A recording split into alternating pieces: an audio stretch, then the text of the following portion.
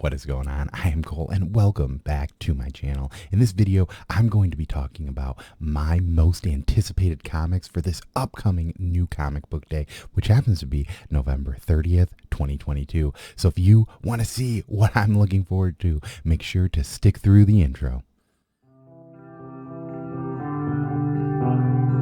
Most anticipated comic books. Most anticipated comic books from Cole. And once again, I would love to thank D. Piercy Comics for making me that awesome intro. If you have not checked out his channel, I'll have a link up here. He does a lot of cool, funny stuff, and he creates a lot of his own music for some of his shorts and some of his other stuff. So make sure to give him a check out if you haven't already. So for those of you who are new here, I always like to start this video with the same sort of topic, and let me get to it right now. I use League of Comic Geeks to figure out what I'm putting on this list. Granted, as you can tell, I usually put this list out on a Friday, so most of the time I'm looking at this stuff a little bit earlier than that, and sometimes I don't always get things right. Occasionally I forget a book, or I pick a book that might not be on this list. Unfortunately, there isn't a super great place to figure out, especially with all the comics switching between Diamond and Penguin and everywhere else. League of Comic Geeks seems to be the best overall place for me, but it does lead me to get things wrong occasionally. So if you use another site that is not League of Comic Geeks, I would love to know that. And please leave a comment down below and let me know what you use. I know some people use previews. The one thing I've noticed is previews I don't think is DC Books.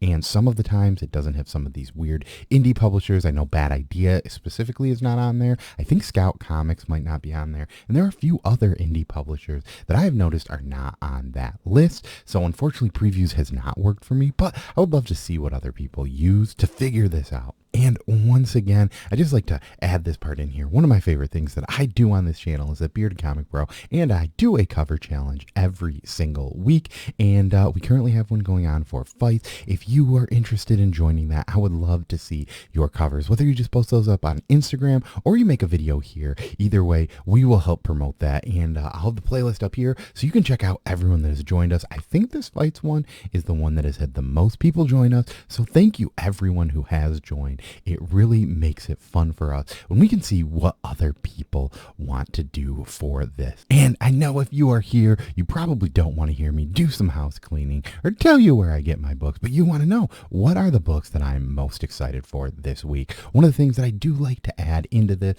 is that a lot of the times I will add some number ones in here, just to kind of show people like some books. If I know a little bit about the book, I like to help push it in case, hey, maybe this is a book you might not normally look for or, be out there looking for, but that's kind of what I like to do. And that's kind of how I do it. I also add some of the books that I'm really excited to read, whether it be longer form. I try not to keep as many of those in because I know sometimes for new readers, especially, or if I'm recommending like issue 12 of a book, it's going to be very hard for a new reader to just pick that up because it probably will not make sense. But let's get into these books. And the first one is a number one, and it is Plush number one. This is coming from Doug Wagner and artist Rico Renzi. So Doug has created this kind of like serial killer world. If you heard of the book Plastic or Vinyl, those are two other books that he has kind of included in this, and I really love those books. It has been a lot of fun what he has been doing with these series. They're kind of these weird like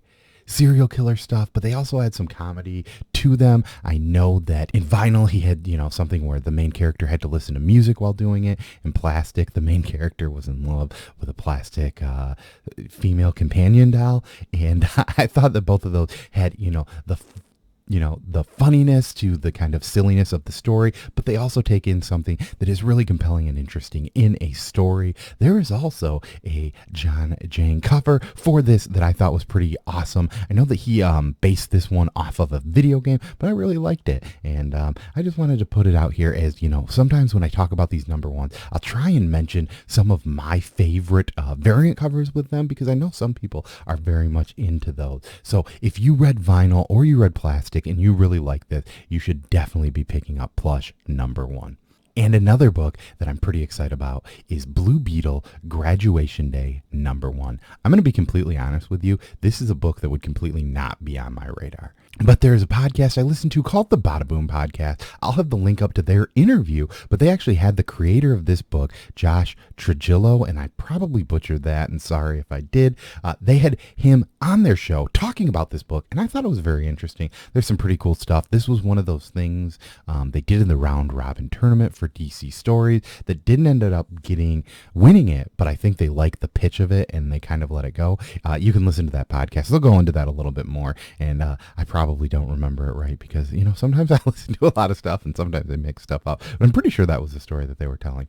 I don't know too much about Blue Beetle. It is a character in the DC universe that I'm not very familiar with. So I think this will be a fun book. I know the big thing that they kind of pushed and sold on this was that the idea is that Jaime is going to be in this transition from high school to college. He has always kind of been a college student. So this is kind of that different. What do you do? You're a superhero. What do you do? Do you go to college? Do you not go to college? Who knows? But that's what we'll kind of see in here as it's titled Graduation Day. It deals with him graduating from high school. And I'm pumped to kind of see where this goes. And while, I don't know too much about it, hopefully this is a good starting off point for a new reader to Blue Beetle.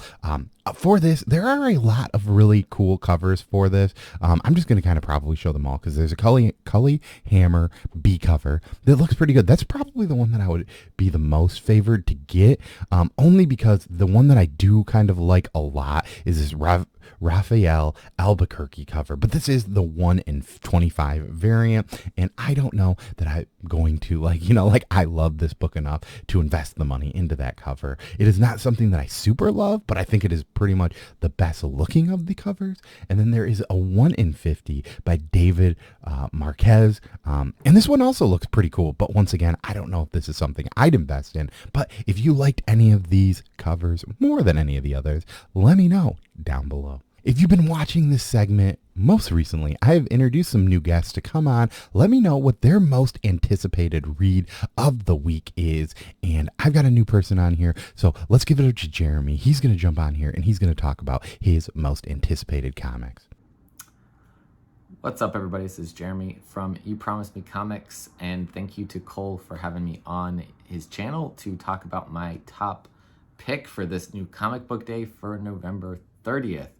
You can find me over on You Promised Me Comics with Caroline's Comics doing interviews with indie comic creators, talking about top picks for indie comics each new comic book day and each FOC, as well as doing comic reviews on the website, youpromisemecomics.com, and sometimes over on the channel as well.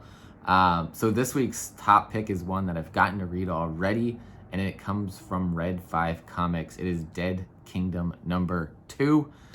This one from Etienne Derpentini and Jerome Gagnon. This one is a zombie story set in medieval times, but with a little bit of sorcery going on in it. It is fantastic. It is a must read in the zombie genre of comics, so please check this one out. It is a very indie book. It is one that most shops may not be picking up, so please let your shop know that you want to get this and see if they can order it for you. Issue 1 came out a little bit ago, but I believe is still orderable, so go ahead and check this one out. And thanks for listening, and thanks again to Cole for having me on to talk about this. So, as he mentioned, he has a site called You Promised Me Comics. I'll have it right up here. You should go there. Give them a sub. They are very awesome. Jeremy goes over his top 10 most anticipated indie comics of the week, which is crazy to think. But he gets to a lot of indie comics that, even me, I think that I'm pretty well versed into the indie comic space. But as you can tell, he mentioned a book from Red 5. And I've only, I think, recommended one book from that publisher on this show. And I don't even know how many, episodes I've had of this, but that is something that I think is pretty cool and different about their channel. So if you are into indie comics and indie creators, as he mentioned, they have a lot of guests on there, and he does his indie top 10 list. I've kind of been asking some people that do these type of similar lists to what I do to join, just because it is fun and they can also promote their own show that I really respect too. So if you, once again, want to join in and be a guest, just like Jeremy was, please make sure to leave a comment comment down below or hit me up on Instagram. I'm, usually letting people come on. If anyone asks, you're more than welcome to come on. I'd love to hear what your most anticipated comic is. But let's get back to my list. And next up, we have Strange issue number 8.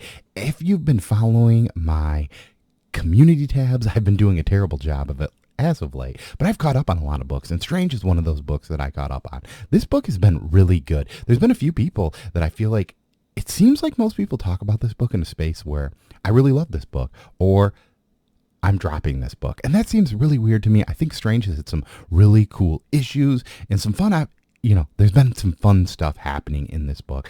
I've been really digging this, and I'm really excited to kind of see what happens here with the Huntsman and where they're going to go down that road with what is happening. Have you been checking out Strange? Is this a book that you like, or were you one of the people that dropped it? Either way, I'd love to discuss, what maybe you didn't like about it or what you really liked about it. Next up, we have E-Ratic Recharge number 3. This is from AWA Upshop Comics. I'm hopefully going to be releasing a review of this book probably on Tuesday before New Comic Book Day to kind of let you know a little bit more about what happens in this issue. If you have not been checking out some of AWA superhero stuff, they come from this universe called The Resistance, and there have been a bunch of different books coming out from that. There has been The Joneses, there has been Telepath, there has been Moss, there's been this book, E-Ratic, and I think that there was one other book that I might be forgetting. But there have been a lot of great spin-offs, I think, for this superhero world that they are creating that I've really, really, really enjoyed. I think, The Resistance wasn't a story that I necessarily loved, but I loved what it set up, and I think all of these spin-off books have been super, super great. Carrie Andrews, I think that is how you pronounce their name, has been doing a great job with this, and it has just been an overall fun book. This was one of their first young adult books, I think, so that was also a cool thing to see from AWA, but it still reads pretty good, and for an older reader like myself, it is still enjoyable, even if you are not in the teen space. And the final book that I'm going to throw up on this list is Flawed number 3. I think Flawed has made this list every single time it has came out. I have really been digging it. I'm going to say that there is one preface. I probably would not have had this book on my list of stuff, but for me, this month is fairly low. There are a lot of annuals. I'm probably never, ever, ever, ever going to recommend an annual, but that doesn't deny that this is a good book. Chuck Brown has been writing an awesome story, and the art from Frenzy has been fantastic. I really love it. And yeah, by me saying that, it's nothing to downgrade this book. I just don't try to talk about the same books every single time they come out, if I can, just because the idea is to kind of promote a few different titles. But I think that this book has been fantastic, and it's kind of this just different thing. I know that when one week this came out, there was another book that came out, and this one just, shined a light way brighter than that one, and I had to add it to the pull list. So Flawed at number 3 is going to be my final book. Now, I'm not 100% if I talked about this book on the show or if I did not, but there was a book that came out a few weeks ago. It was called Briar, and Briar issue 2 is coming out. This is written by Christopher Cantwell with art by German Garcia, I think is how you pronounce that. And once again, sorry if I ever butcher these names. I am not a pro at pronouncing names, but I just wanted to talk about this book because I'm kind of confused, and I'd like to see what other people like. I know that this was kind of set to be like this Elseworld, I think Sleeping Beauty style tale. I did not personally love this book. I know that it seemed like a lot of people were talking about this book. It was another big boom book. So I want to know what other people thought about this. Did you love it? I don't think that I'm going to pick up number 2, but I'd be very interested to see what other people say about this. And it could lead me to pick up that trade. But the first issue, there was kind of like the stylistic change between the art halfway through that was a little weird for me and I didn't love. And the story itself just didn't really pull me in. So I'm wondering, you out there in the comic book world, what were your thoughts on Briar? Is it a book you loved? Did you not love it? Are you just in the middle with it? That is fine too. I think I really did like some of the art. I like the art that's on the cover. In the beginning, it was more of like a fairy tale-y artistic style that I don't think I loved. But then when it got into the main part of the book, I did like it. I know that the coloring was a little interesting too. But overall, I just want to know, what did people think about this book? All right, and thank you once again for coming back to my channel and watching me talk about these comics. I love talking comics. It's one of the reasons why, I've kind of gone down this road, and this has always been one of my favorite segments to make. So everyone that comes through here and watches it, thank you so much. It means the world to me.